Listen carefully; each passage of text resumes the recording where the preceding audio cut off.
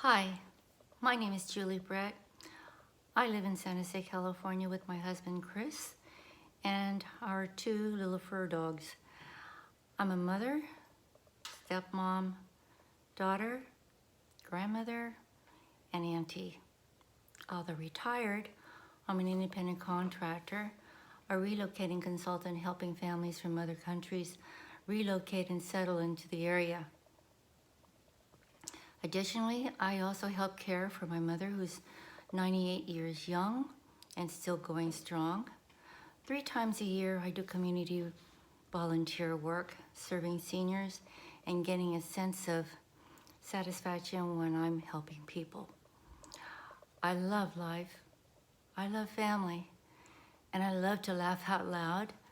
I love friends that put meaning to my life with dance, travel, adventure, and planned party events, just to name a few. Just a bucket list of things I've yet to do when I grow up. I'm just not ready to expire. I'm a 19-year breast cancer survivor, stage 3. I made it through surgery, months of liquid chemotherapy, followed by months of radiation, and 5 years of taking oral Arimidex. That's a hormone-based chemotherapy. I was ecstatic when I was told I was finally cancer-free. So I'm truly blessed to have lived this long, and I've just been very happy. Early this year, I started to feel similar symptoms again happening to my chest area. Having gone through cancer before, one never forgets the signals, aches, and pains around the affected area with fear it may come back. So naturally, I was worried. Being proactive, I scheduled several doctor visits, had my mammogram, chest x-rays, and blood tests. All came out negative, and after each visit, I was told I was fine, but yet I continued to feel the symptoms. These symptoms eventually evolved to feeling lethargic, difficulty walking, short of breath, coughing like crazy, sharp pain, felt like I inherited a 100 years old disease overnight. I couldn't figure it out. The constant struggle to breathe developed into constant coughing with the fear of not getting enough air into my lungs. It was frightening. I became paranoid to lay flat. So I hadn't been on my back flat for 3 months. I followed up and insisted on getting another x-ray of my lungs. Then when I was misdiagnosed having pneumonia, then treated for it, I was misdiagnosed. I didn't have it. I was quickly referred to the pulmonologist, who's a lung specialist, and she requested another x-ray. Then I received a call that evening, hearing the worst nightmare, stating, "You have breast cancer, advanced metastatic to the lung, stage 4.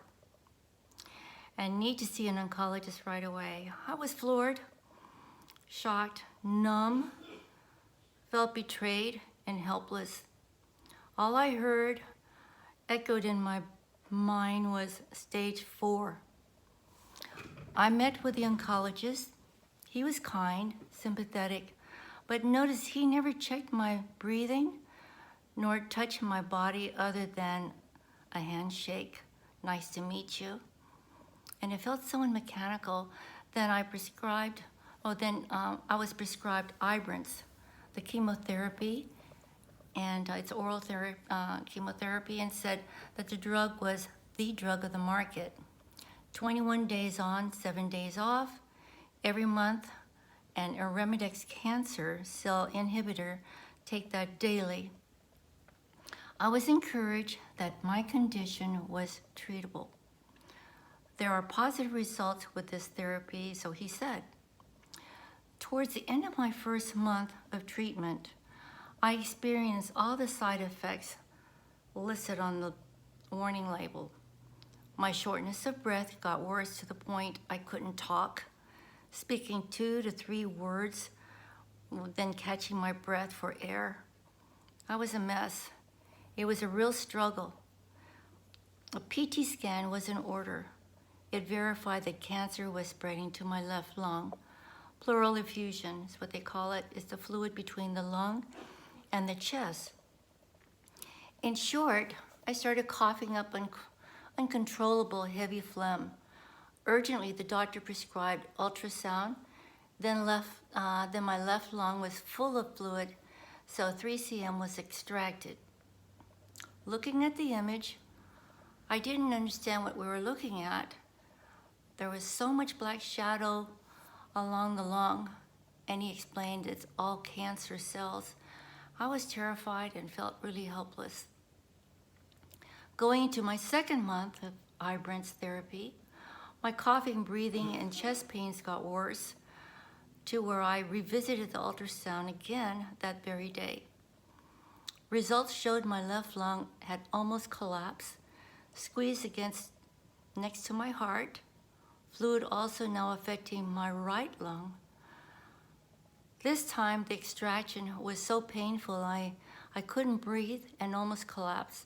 So they maxed out and then stopped extracting at 6 cm of fluid, again from my left lung. That's 3 times more than the first time they did it. I had just completed my second month of Ibrance and was scheduled for round 3 in 7 days. I was miserable and just about had it. I was very, very tired. I was feeling worse than I was 2 months ago. Due to the severity of pain moving to my right side, I insisted he order another PT scan. He had me scheduled to get the PT scan end of October and insisted I continue taking the Ibrance for 2 more months. 2 more months of what? And I told him I didn't have that luxury. He finally agreed, and he had me take another PT scan to reassess the pain and the cancer progression.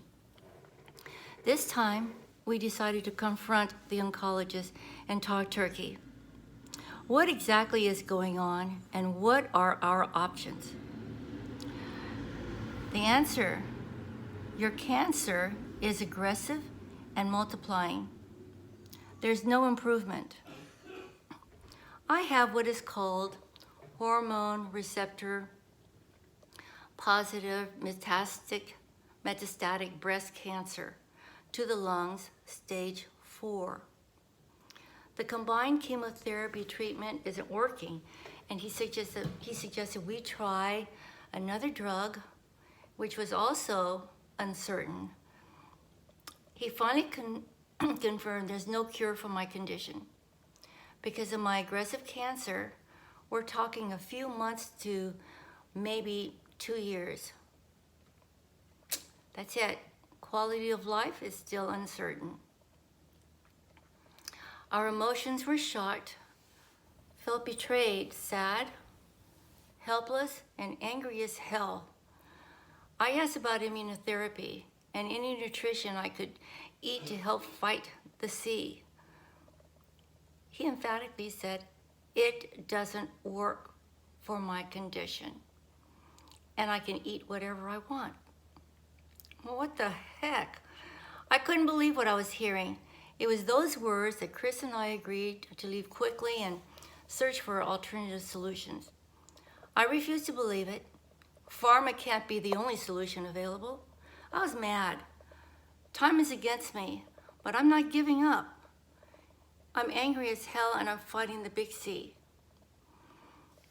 It's been a trying past few weeks of research, and now that we made our decision to move forward with alternative therapy, I'm feeling hopeful. I'm trying immunotherapy and immunonutrition at CHIPSA Hospital in Tijuana, Mexico. They're known for taking on stage 4 patients with success. This is hopeful. This is more hopeful than what I've heard all along from Kaiser. As frightening as it sounds, I've been completely off meds prepping my body for upcoming treatments. I still feel things happening to my body all around, but I've gained some of my strength back, just on occasional dry cough and able to talk again, which is great. This is the best I've felt in months. Thought sharing this information with you might be helpful to understand why we've chosen to go to Mexico for my condition. I've told that Chipsa Hospital has a history of successful patients using their therapy. Breast cancer stage 4 in particular was promising. I've also spoken to 2 patients that have recently gone through similar treatments and have had great success. This is more promising than Kaiser Hospital. As much as we love Mexico, this trip will not be a vacation, but for survival, my survival. My initial treatment will be of 21 days minimum, could be up to 5 weeks, depending on the severity of what they find when we arrive. It's going to be intensive immunotherapy process. That'll be inpatient at the hospital. Chris will share my room. He'll accompany me to all my treatments, and we'll learn to eat vegan together. Be given concentration nutrition by IV to help strengthen my immune system to fight off bad cancer cells. Again, followed by 3 additional months of continued therapy back home after the initial hospitalization. On the 3rd month, I'll do a follow visit for additional therapy, then given another 3 months of continued therapy to take back home with me. Lastly, I'll have another follow-up visit for additional therapy if needed, and 3 more months of continued therapy to take back home. This is a very, very expensive medical process. I've checked with Medicare to help ease the costs, but it's hopeless, and I'm covered only through Kaiser Permanente, the form of supporters that can't cure me. Our medical system really sucks. Please, I'm asking for your help. Aside from the survival, I hope my medical documentary while in treatment will help others seeking information and know there are options outside conventional medical treatment. This is my passion to help others in my quest. In closing, I'm blessed to have you all in my life. I'm grateful for your love.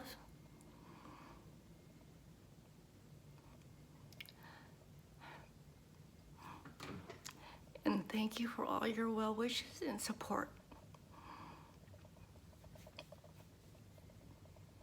Excuse me. Your help and generosity is most appreciated and will forever be grateful for giving me life. Looking forward to my speedy recovery. Thanks again. God bless.